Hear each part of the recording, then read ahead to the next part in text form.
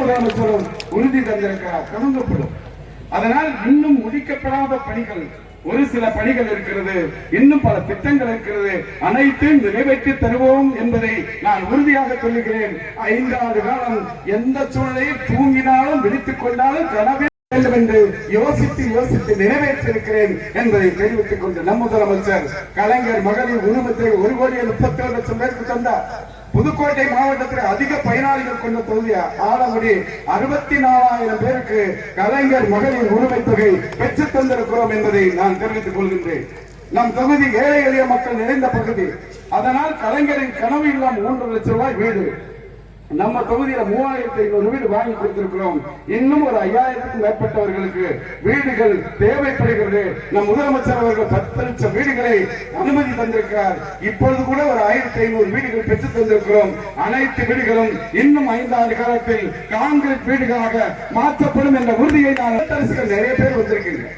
உங்களுக்கான திட்டம் இந்த முதல் என்ன பொருள் வேண்டுமானாலும் வாங்கிக் கொள்ளலாம் என்ற மகத்தான அறிவிப்பை தந்திருக்கிறார்.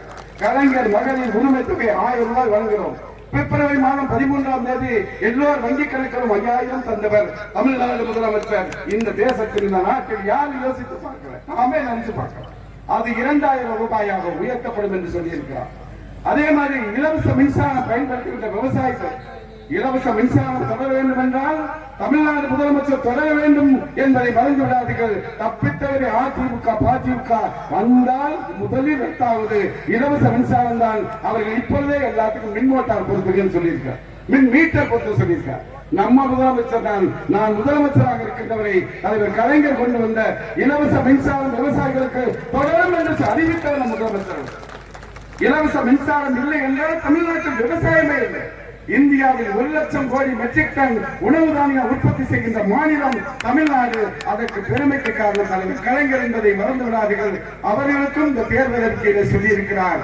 26 லட்சம் விவசாயிகளுக்கும் புதிதாக உங்களுக்கு அனைவருக்கும் மின் மோட்டார் வழங்கப்படும் இலவசமாக என்று அறிவித்திருக்கிறார் என்பதை நான் தெரிவித்துக் கொள்கின்றேன்.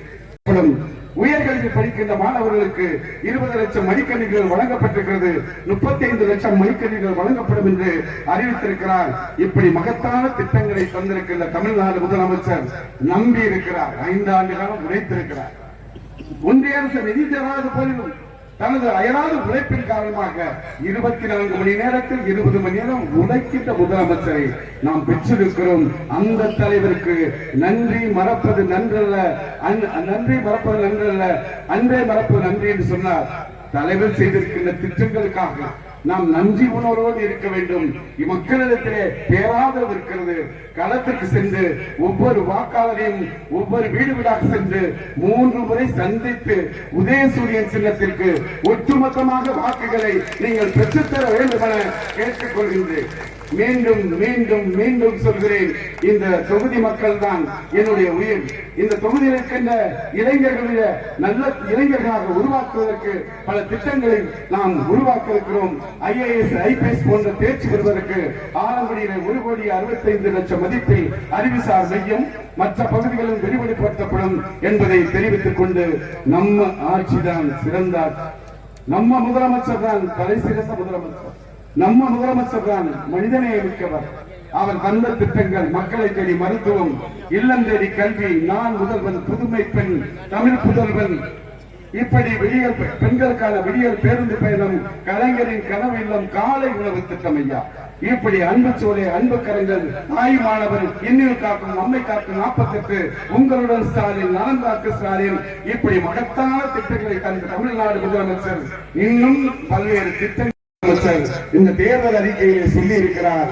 காலை உணவு திட்டம் இனி 8ஆம் வகுப்பு வரை விரிவுபடுத்தப்படும் என்று சொல்லி இருக்கிறார். காலை உணவு திட்டம் மீண்டும் அந்த பிள்ளைகளை உயர்கல்வி படிப்பதற்கு பசியில்லாமல் படிப்போம் என்று கூறி விடைபெறுகிறேன். நன்றி, வணக்கம். மாண்புமிகு அமைச்சர் அவர்களுக்கு ஆலங்குடி தொகுதியில் அமைச்சராக பொறுப்பேற்று